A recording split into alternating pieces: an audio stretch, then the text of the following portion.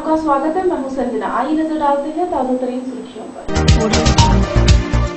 असम के कार्बी आंगलोंग जिले के खेरानी समेत कार्बी आंगलोंग जिले के कोने कोने में वर्तमान कांग्रेस विधायक तथा पूर्व मंत्री डॉक्टर अधुरेंद्र कुमार डे का पुतला फूका गया और मुर्दाबाद के नारे लगाए गए।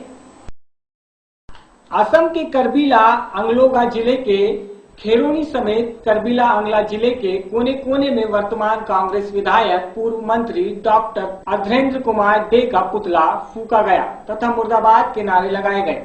आपको बता दें कि 2 दिन पहले कांग्रेस विधायक डे ने एक करबिल जाति के विरोध में बात बोली थी। करबिल अंगलान जिले में रहने वाली करबिल जाति सभी बांग्लादेशी हैं। सन 1971 के बाद आए हुए हैं। इसके बाद करबिल अंगलान जिले में जगह जगह प्रदर्शन और डे का पुतला फूका जा रहा है तथा मुर्दाबाद के नारे भी लगाए जा रहे हैं। यहाँ की सियासत काफी गरमाई हुई है।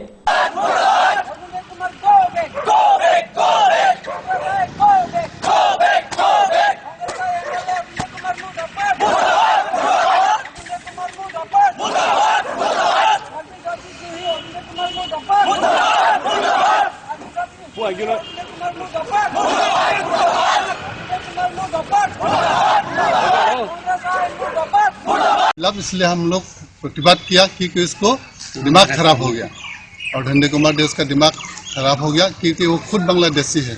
इसलिए सब उल्टा फुल्टा बात बोल रहे हैं। तो आप लोग पार्टी एसएसडीसी की तरफ से उसको अरेस्ट करना चाहिए, तुरंत उसको जेल भेजना चाहिए भारत संविधान के मुताबिक, क्योंकि ये जातिद्रोही है, जाति के खिलाफ बात बोल रहे हैं और सारा कार्बी आंगलोंग को एक पोलिटिकल खराब परिस्थिति ले जाने के लिए ये सब बात कर रहे हैं, ये सब काम कर रहे हैं। इसलिए हम लोग पार्टी की तरफ से इसको खिलाफ किया है, इसका प्रतिवाद किया है, उसको फिजी वार्निंग का प्रोग्राम। जो कुछ भी कहा है, हमारा यह मानना है कि इसके पीछे उनका एक निहित स्वार्थ है, राजनीतिक स्वार्थ। हम बीजेपी यह कह रहे हैं इस मैटर पे कि वो असम लेवल पे हो या फिर कार्बी आंगलोंग लेवल पे हो, हम यह कह रहे हैं कि एनआरसी जो है होना चाहिए, हो रहा है और होना चाहिए। हमारा उसमें सहयोग है, हम उससे सहमत हैं। इसमें एनआरसी जो अपडेशन जो चल रहा है उसमें भारत का प्रत्येक नागरिक का जो अपडेट होना चाहिए डाटा, वो अपडेट हो रहा है और होगा। हमारा उसमें सहयोग है और साथ ही साथ हम यह भी अपील करते हैं कि जो भी भारतीय नागरिक हैं उनको सभी को मिलकर इस टोटल प्रोसेस में सहयोग करना चाहिए। सहयोग करके और कौन विदेशी है उसको खोजना चाहिए, तभी हमारा जो एनआरसी का जो एजेंडा है, एनआरसी का जो प्रोसेस चल रहा है वो कंप्लीट होगा। और जहां तक रहा डॉक्टर अधुरेंद्र जी का बात, तो उन्होंने हमारा यह मानना है कि उन्होंने एक पॉलिटिकली मोटिवेटेड एक स्टेटमेंट दिया है जिसमें एक पॉलिटिकल माइलेज लेने का उनका एक इरादा है। तो हम बीजेपी की तरफ से यह कहना चाहते हैं कि कोई भी मिनिस्टर या फिर कोई भी विधायक या फिर कोई भी एक्स हो या फिर प्रेजेंट हो, तो जो कुछ भी कह रहा है उसके कहने और नहीं कहने से किसी के भारतीयता होने पर कोई प्रश्न चिन्ह नहीं है। जहां तक कार्बी जाति की बात है या फिर अन्य जो भी जाति जनगोष्ठी है, किसी एक व्यक्ति के कहने पर उसकी जो भारतीयता होने का जो वस्तु स्थिति जो है, वास्तविकता जो है, उस पर कोई प्रश्न चिन्ह नहीं आता। उसको भर्त्सना किया जाना चाहिए, लेकिन उसके ऊपर अचानक उछल कूद करना भी हम समझते हैं कि कुछ ज्यादा ही इस पे भी एक पॉलिटिकल माइलेज लेने का एक कोशिश है। तो जहां तक यहाँ रीजनल पॉलिटिकल पार्टी की बात है, तो उनके तरफ से आज उनको वो जो है कार्बी आंगलोंग राजनीति में एक अप्रासंगिक दल के रूप में आज यहाँ पे है। तो आज यदि उनको इस तरीके के छोटे मोटे जो भी कुछ है इसके ऊपर वो तुरंत उछल कूद करना शुरू कर देते हैं। तो हम यह कहते हैं, हम सभी लोगों से यह अपील करते हैं कि किसी को भी इसमें भयभीत होने की जरूरत नहीं है। सरकार द्वारा सरकारी अस्पतालों में बेहतर स्वास्थ्य सुविधा देने के लिए तरह तरह के प्रयास किए जाते हैं, लेकिन शासनिक उदासीनता की वजह से यह सुविधाएं मरीजों तक नहीं पहुंच पाती हैं। यही वजह है कि आए दिन अस्पतालों में छोटी छोटी बीमारी व दुर्घटनाओं से मरीजों को तुरंत रेफर कर दिया जाता है।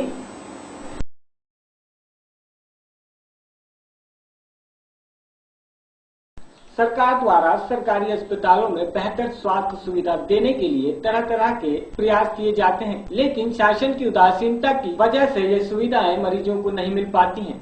यही वजह है कि आए दिन अस्पतालों में छोटी छोटी बीमारियों व दुर्घटनाओं में मरीजों को तुरंत रेफर कर दिया जाता है। इतना ही नहीं, अस्पताल में मरीजों को दी जाने वाली सुविधाओं में भी कटौती की जाती है, जिसे देखने वाला कोई नहीं होता। अस्पताल की हालत बद से बदतर हो चुकी है। आलम यह है कि मरीजों को भी दवाई नहीं मिल पा रही है। देश में सरकारी अस्पतालों की हालत किसी से छुपी नहीं है। डॉक्टर, दवाइयाँ, बीमारी की जांच हेतु मशीनों और कर्मियों की इन अस्पतालों में घोर कमी है। कई प्राण घातक बीमारियों के इलाज की सुविधा तो सरकारी अस्पतालों में है ही नहीं। यदि कहीं है भी तो मरीजों को सालों का वेटिंग टाइम दिया जाता है। ऐसे में एक सामान्य भारतीय नागरिक कितने दिन जिएगा, ये आप खुद ही अंदाजा लगा सकते हैं। सरकारी अस्पतालों में जांच की पर्याप्त सुविधा उपलब्ध न होने का फायदा निजी लैब वालों को मिल रहा है और गरीबों को खूब लूटकर मोटा मुनाफा कमाने में लगे हुए हैं निजी लैब वाले। राज्य की सरकार का रवैया देखने पर लगता है कि इस मामले पर सरकार गंभीर नहीं है। गरीब आदमी भी प्रत्यक्ष अप्रत्यक्ष टैक्स देता है, लेकिन जब उसे सरकार से मदद की जरूरत पड़ती है तब उसे निराशा ही हाथ लगती है। अपने बच्चों को अच्छे रोजगार और अच्छी शिक्षा दिलवाने के लिए उसे निजी क्षेत्रों का रुख करना पड़ता है और यहाँ उसे अतिरिक्त पैसे खर्च करना पड़ते हैं। जब वह सही इलाज के लिए सरकारी अस्पताल में एक विश्वास के साथ जाता है कि मेरे टैक्स के बदले मुझे अच्छी स्वास्थ्य सुविधा यहाँ मिलेगी, लेकिन जल्द ही उसका यह विश्वास टूटता दिखाई देता है जब उसे महंगी दवाइयाँ और बीमारी की जांच के लिए बाहर का रास्ता दिखाया जाता है और सरकारें सिर्फ आश्वासन देकर भूल जाती हैं और इधर गरीब मरता रहता है। आखिर कब तक ये तमाशा यूं ही चलता रहेगा? हमारे सामने ही एक पिता अपने बच्चे को लेकर आता है। उसके बच्चे का खेलते समय गिरकर हाथ टूट गया था। नगर के सारे डॉक्टर को दिखाने के बाद उस बच्चे के पिता इस उम्मीद से प्राथमिक स्वास्थ्य केंद्र पर पहुंचे कि उसके बच्चे का इलाज हो सकेगा, लेकिन उसे यहाँ भी निराशा हाथ लगी और डॉक्टर साहब ने उसे काशीपुर के अस्पताल में जाने को कह दिया। अब आप इसी बात से अंदाजा लगा सकते हैं कि सरकार की तरफ से कितनी सुविधाएं दी जा रही हैं प्राथमिक स्वास्थ्य केंद्रों को। आखिर सरकार कब तक गरीब जनता को सुविधाओं के नाम पर बेवकूफ बनाती रहेगी? सुल्तानपुर पट्टी से राहुल सक्सेना, जी न्यूज। एक तो सबसे बड़ी समस्या यह थी कि यहाँ पे 10 साल से डॉक्टर नहीं था। जब डॉक्टर साहब यहाँ 10 साल से नहीं थे तो हमने बहुत परिश्रम किया। एसडीएम, डीएम सबको ज्ञापन दिया, सीएमओ साहब को, जिला चिकित्सा अधिकारी सबको हमने ज्ञापन दिया। उसके बाद 10 साल के बाद डॉक्टर की व्यवस्था हुई है। अब डॉक्टरों का कहना यह है कि जो डॉक्टरनी जी यहाँ आई है बोले कि यहाँ पे मेडिसिन की उपलब्धता नहीं है। जो मेडिसिन है वो दे दी जाती है, बाकी जो बाहर से लिख दी जाती है। इसलिए यहाँ पे मरीज आने से कतार है, इसलिए मरीज बाहर जाना चाहता है प्राइवेट।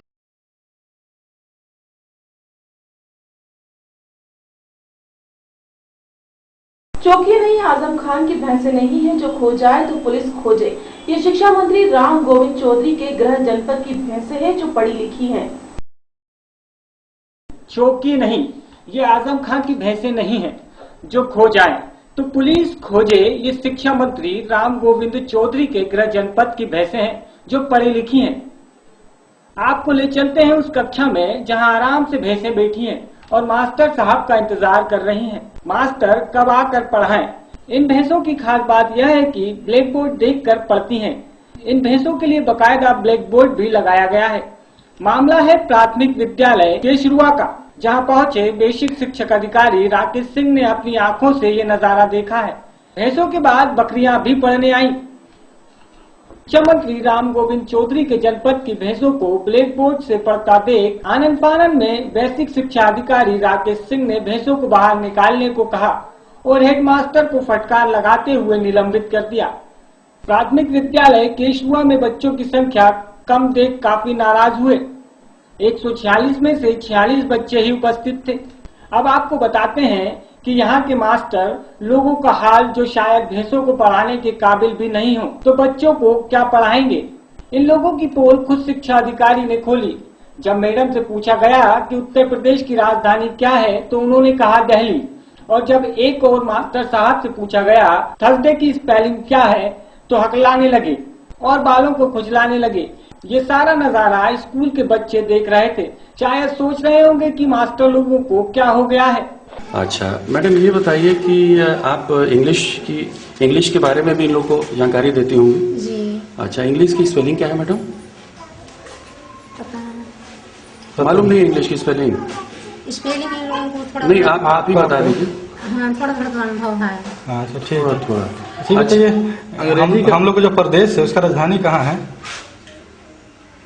जी हम लोग जहाँ प्रदेश के हैं उसी दिल्ली है। दिल्ली है, ठीक। मतलब यूपी की राजधानी दिल्ली है। Very good. और मैडम ये बताइए अम्ब्रेला की मालूम नहीं। लेकिन बच्चों को शिक्षा आप ही देती हैं जी इसमें तो क्या है आप? अच्छा ये बताइए इंग्लिश भी पढ़ाते हैं, हिंदी इंग्लिश सब पढ़ाते होंगे ना? अच्छा ये बताइए कि थर्सडे की TSR थर्सडे की बताइएगा स्पेलिंग क्या होगी? थर्सडे है ना इंग्लिश कौन सा दिन है थर्सडे? और अच्छा और स्पेलिंग क्या होगी थर्सडे की?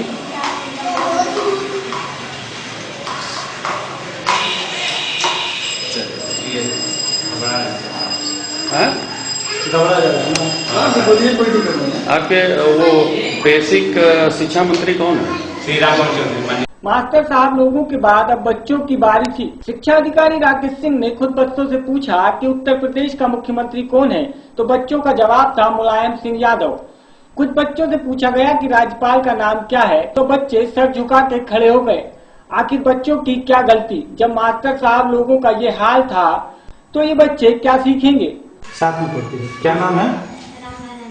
राम महाराज। बाबू अखिलेश यादव जानती हो? कौन है? राज्यपाल। ठीक बहुत बढ़िया। नरेंद्र मोदी। सीएम को नहीं जानते बाबू? और नरेंद्र मोदी को जानती हो? मुख्यमंत्री कौन है उत्तर प्रदेश का? राज्यपाल कौन है? राज्यपाल श्री अखिलेश यादव। मामले को देखते हुए शिक्षा अधिकारी राकेश सिंह ने 4 पर 4 और 5 शिक्षकों को सस्पेंड कर दिया। मैंने ये देखा कि जो प्राइमरी के प्रधानाध्यापक है और सहायक अध्यापक है दोनों विलम्ब से आए। प्रधानाध्यापक की कोई लापरवाही है यहाँ पे मैंने देखा। मंगला ऑफिस या जो भी पठन पाठन के माहौल में भी जो सुधार होना चाहिए था वो नहीं है, इसलिए प्रधानाध्यापक को निलंबित कर दिया गया। जो सहायक अध्यापिका है उनका वेतन अगले आदेश तक रोकने का आदेश हुआ। इसी तरह जूनियर हाई स्कूल में भी आप लोगों ने देखा कि वहाँ के बच्चे कुछ तो बताए, कुछ प्रश्नों का उन्होंने उत्तर दिया, लेकिन उतने सारे प्रश्नों का उत्तर नहीं दे पाए। और इसमें जहाँ भी कार्रवाई की आवश्यकता होगी हम लोग समुचित कार्रवाई सुनिश्चित करेंगे। तो जो वहाँ पे स्टूडेंट्स थे बच्चों से, और उनसे जब हम लोगों ने पूछा कि आपके यूपी का सीएम कौन है, तो उन्होंने कहा कि मुलायम सिंह यादव है। तो सर क्या कहीं ना कहीं अध्यापकों को आप दोषी मानते हैं कि जो बच्चे अपने यूपी के सीएम का नाम ना बता पाए, तो इसमें कहीं ना कहीं अध्यापकों का दोष है? अब देखिए शासन द्वारा इस संबंध में ये बेसिक शिक्षा की गुणवत्ता सुधार के लिए निर्देश दिए गए हैं और उसके क्रम में एक गाइडलाइन भी जारी हुआ है। हम लोगों ने अपने स्तर से विभिन्न विभाग के अधिकारियों को जो विद्यालयों के निरीक्षण में लगाए गए हैं उनको निर्देश भी जारी किया है कि जब वो निरीक्षण के लिए जाएं तो अन्य जो भौतिक स्थितियां हैं उसके साथ साथ शिक्षण कार्य की गुणवत्ता पर भी ध्यान दें।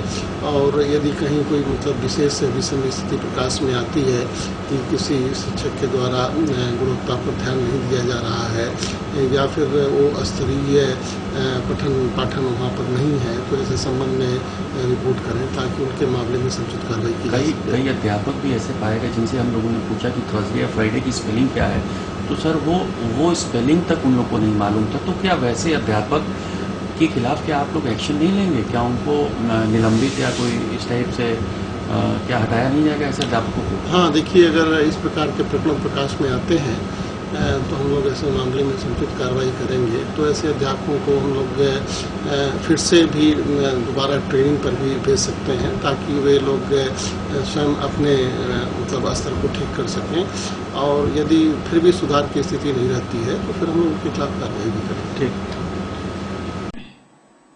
चिराग तले अंधेरा। जी हाँ, बेसिक शिक्षा मंत्री के गृह जनपद बलिया का यही हाल है।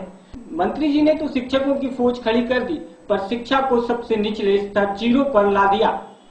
आखिर इन बच्चों को द्रोणाचार्य जैसे गुरु कब मिलेंगे ताकि इनका भविष्य उज्जवल हो सके? ये बच्चे शायद एकलव्य बनने के काबिल भी नहीं हैं। उत्तर प्रदेश के शिक्षा का ये काला सच ये बयां करता है कि यही है इंडिया।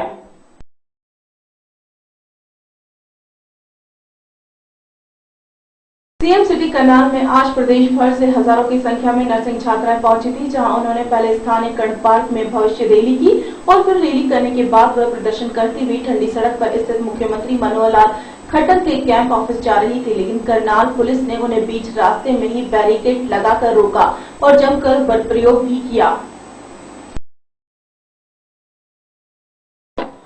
सीएम सिटी करनाल में प्रदेश भर से हजारों की संख्या में नर्सिंग छात्राएं पहुंची थी, जहां उन्होंने पहले स्थानीय कर्ण पार्क में भविष्य रैली की और फिर रैली करने के बाद वह प्रदर्शन करते हुए ठंडी सड़क पर स्थित मुख्यमंत्री मनोहर लाल खट्टर के कैंप ऑफिस जा रही थी। लेकिन करनाल पुलिस ने उन्हें बीच रास्ते में ही बैरिकेड लगाकर रोका और जमकर बल प्रयोग भी किया। देखने वाली बात यह रही कि छात्राओं पर हुए बल प्रयोग में महिला पुलिसकर्मी ना के बराबर मौजूद रहीं।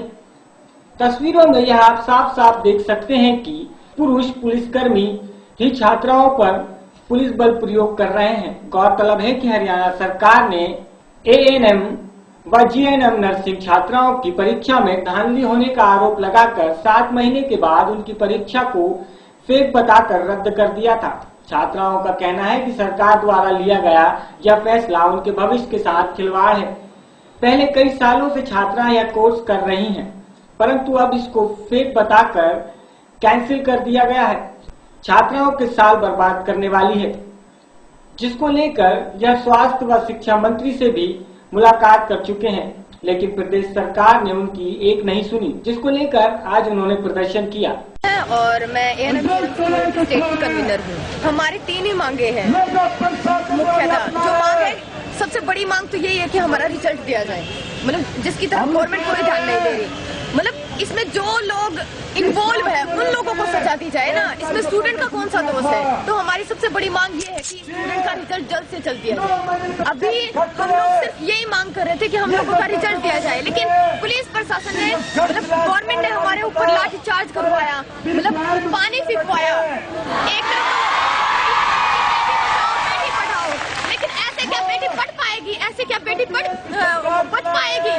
मतलब सरकार दूसरी तरफ ये बोल रही है कि बेटी बचाओ बेटी पढ़ाओ, यहाँ पर बेटियों को मारा जा रहा है लाठियों के साथ, पानी के साथ।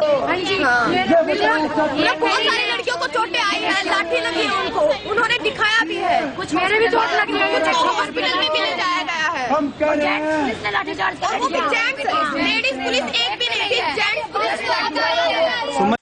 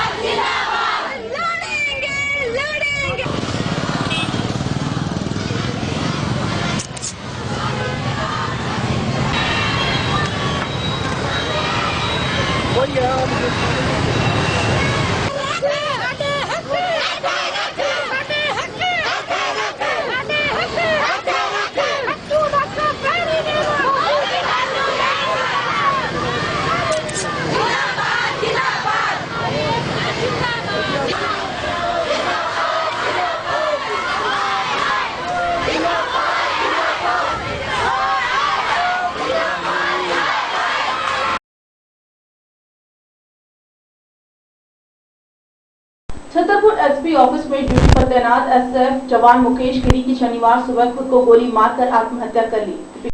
छतरपुर एसपी ऑफिस में ड्यूटी पर तैनात एसएफ जवान मुकेश गिरी ने शनिवार सुबह खुद को गोली मारकर आत्महत्या कर ली। घटना सुबह 4:30 बजे के आसपास की बताई जा रही है।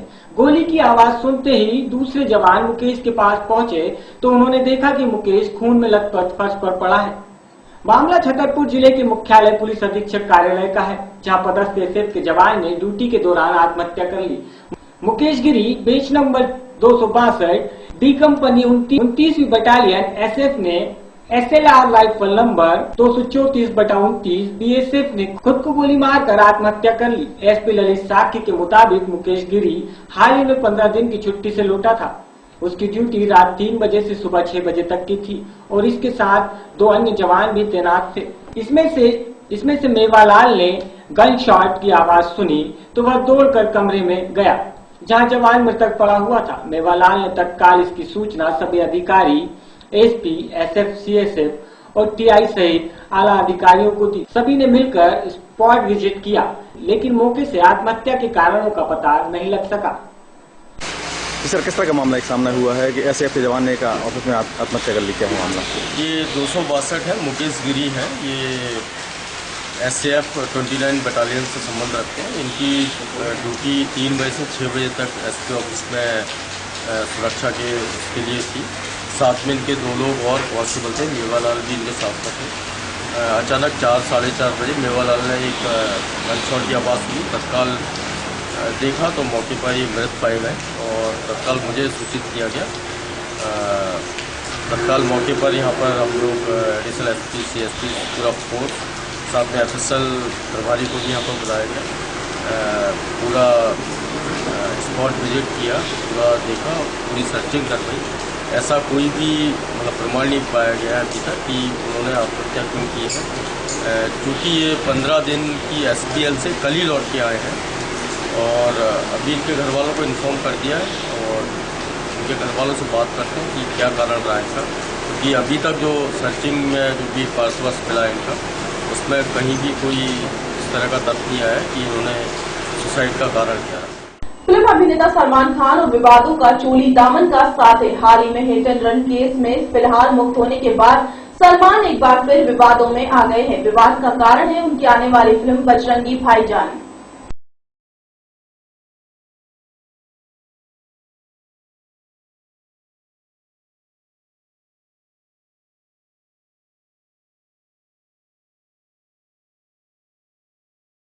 श्री राम, जय श्री राम, भारत माता की जय, भारत माता की जय, भारत माता की जय। थोड़ा तेज, हाँ। जय श्री राम, जय श्री राम, जय श्री राम, जय श्री राम, जय श्री राम।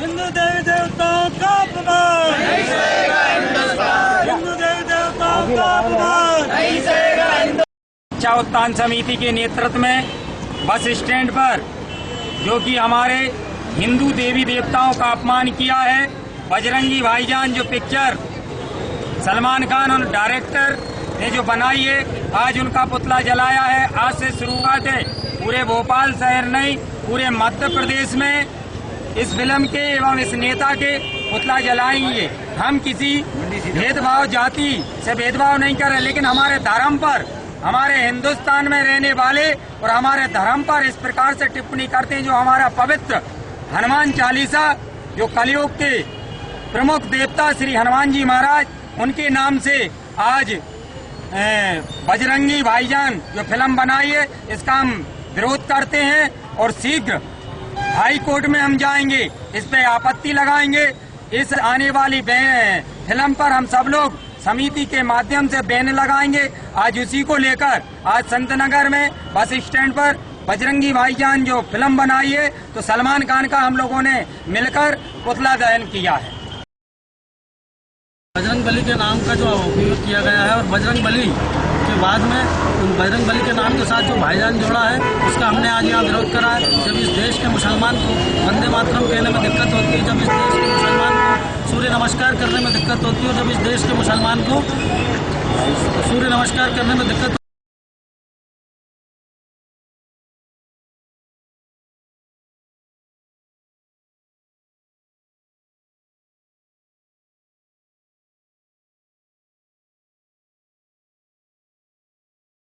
खबरों में फिलहाल इतना ही। और भी खबरें जानने के लिए आप बने रहिए हमारे साथ वी न्यूज पर। तब तक के लिए मुझे दीजिए इजाजत। नमस्कार।